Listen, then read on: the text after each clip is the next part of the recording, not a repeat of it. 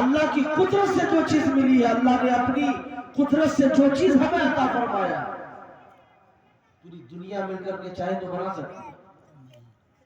اب بڑے بڑے درخت تو چھوڑ دیجیے، درخت تو لوگ بناتے ہیں، بڑے بڑے درخت چھوڑ دیجیے، جو گھاس ہے نا، دبی جس کو بولتے ہیں دبی، جیسی زمین سے دبی نکلتی ہے، پوری دنیا کا انسان مل کے وہ دبی بنانا چاہے تو بنا سکتا ہے؟ بولیے نہیں درخت تو لوگوں نے بنا دیے، پلاسٹک کا درخت، یہ سب کا ہے، یہ سب وہی ہے نا، کیا کا بنا ہوا؟ ایسے ہی شکل و صورت والا وہ بنا کے دکھا دیجیے جو زمین سے نکلا، بنا سکتا ہے کوئی؟ نہیں بنا سکتا۔ گویا کہ اللہ کی پیدا کی ہوئی چھوٹی سے چھوٹی شے پوری دنیا کا عقل مند چاہے مل کر کے بنانا نہیں بنا سکتا۔ جب چھوٹی چیز نہیں بنا سکتا تو پھر طاقت کیسے دے سکتا؟ طاقت کس نے دیا؟ اللہ نے دیا۔ جو طاقت ہمیں ملی ہے اللہ کا شکر ہے۔ اور جب جوانی مل گئی تو غنیمت جانا، اس کو غنیمت جانے اور انتظار کرے کہ کمزوری آنے والی ہے۔ ایک کمزوری کی منزل سے گزر چکے، دوسری کمزوری، بس فرق سمجھ لیں دونوں کمزوری میں فرق کیا ہے۔ ترازو دیکھتے ہیں نا، ترازو کے دو پلے ہوتے ہیں کہ تین پلے ہوتے ہیں؟ دو پلے ہوتے ہیں، ایک پلے دائیں ایک پلے بائیں، بیچ میں کیا ہوتا ہے؟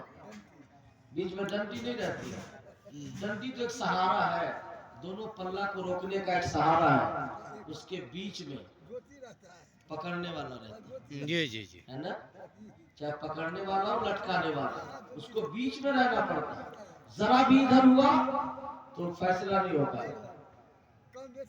اسی لیے کہا گیا ہے کہ فیصل کو ترازو کے اس پکڑنے والے رسی کی طرح رہنا چاہیے، نہ ادھر جھکے نہ ادھر جھکے، وہ بیچ میں قائم رہے۔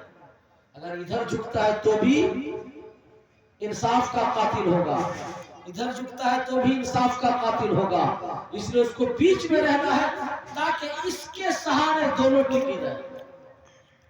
دونوں طرف کمزوری ہے، ادھر بھی کمزوری ادھر بھی کمزوری، بیچ میں طاقت ہے، بیچ میں طاقت ہے۔ اب اس طاقت کو جھکنا کدھر ہے؟ ادھر تو جھک نہیں سکتے، ادھر جھکنا، یہ خود ادھر جھکے گا، لیکن اس کی ذمہ داری ہے تمہاری نظر کے سامنے۔ ابھی تمہیں جوانی ملی ہے تو جس طرح اللہ نے تجھے خود اس منزل سے گزار کر کے یہاں لا کھڑا کیا ہے، اس منزل میں جانے والے ہو، جب اس عمر میں تم آ گئے ہو تو تم اپنے سامنے والے اس کمزوروں کا بھی خیال رکھو، اس کمزور کا بھی خیال۔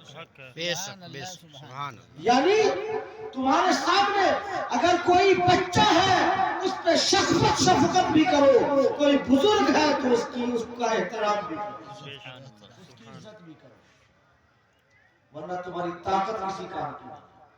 یہی اخلاق ہے، یہی محبت ہے، یہی مصطفیٰ کی تعلیم ہے۔ اور اپنی کمزوری کو دیکھیں، دو کمزوری ملی لیکن دونوں میں فرق ہے۔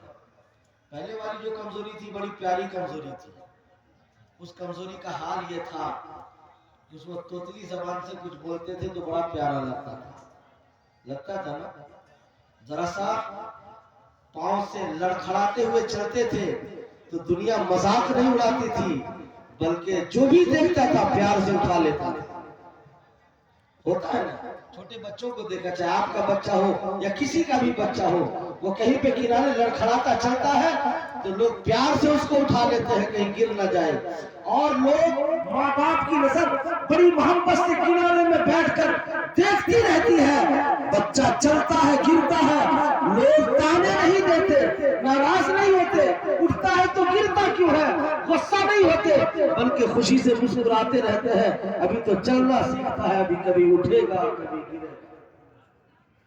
یعنی اس کمزوری کی ہر ادا بڑی پیاری رہتی ہے، ہر ادا بڑی پیاری رہتی ہے، لیکن بعد والی جو کمزوری ہے وہ بھی تو کمزوری ہے، لیکن اس کمزوری کا حال یہ ہوگا کہ ایک چھوٹا بچہ 4 سال کا 5 سال کا اگر 50 بار اپنے ابا کو ابا ابا کہہ کے پکارتا ہے یا کسی چیز کا مطالبہ کرتا ہے تو باپ اس کو پیار ہی سے بات کرتا ہے، ڈانٹتا نہیں ہے، کیوں بار بار ابا ابا کرتے ہو.